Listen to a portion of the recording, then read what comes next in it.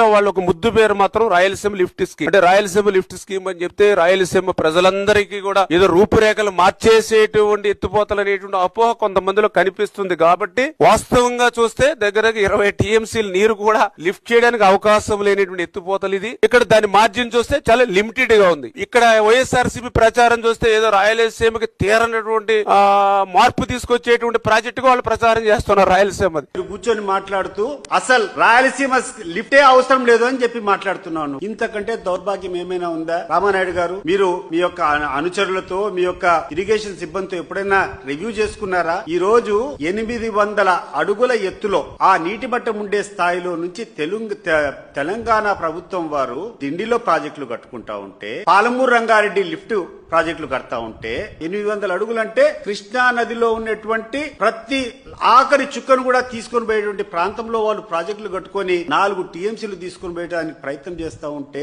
మనము ఈ Rayalaseema lift irrigation project ఇది కూడా 800 అడుగుల్లో పెట్టుకోకుండా పోతే చాలా ఇబ్బంది పడేది రాయలసీమ ప్రాంతం. ఈ రోజు రాయలసీమ ప్రాంతానికి అంతా కూడా జీవనాధారమైనటువంటి పోతిరెడ్డిపాడు యొక్క లెవెల్ 841 అడుగులో ఉంది. కానీ 841 అడుగులో నీళ్లు ఎక్స్ట్రా ఫ్లో అయితే కూడా 1000 క్యూసెక్లే ఫ్లో అవుతాయి. పూర్తి కెపాసిటీ 44,000 కెపాసిటీ పోతిరెడ్డిపాడు నుంచి బయటికి పోవాలంటే 885 అడుగులు అంటే ఎఫ్ఆర్ఎల్ లెవెల్ దాటిన తర్వాతనే, ఆ లెవెల్ కు వచ్చినప్పుడు మాత్రమే 44,000 క్యూసెక్లు తీసుకునే దానికి అవకాశం ఉంటుంది. కానీ ఈ రోజు కృష్ణా నదిలో నీటి మట్టం తక్కువ ఉండేటప్పుడు, 841 అడుగుల కంటే నీటి మట్టం కింద ఉండేటప్పుడు రాయలసీమకు నీళ్లు రావాలంటే రాయలసీమ ఎత్తిపోతల పథకం కాకుంటే ఇంకా వేరే రకంగా ఏ రకంగా తీసుకుని పోగలుగుతారు? రామానాయుడు గారు, ఒకసారి ఆలోచన చేయండి.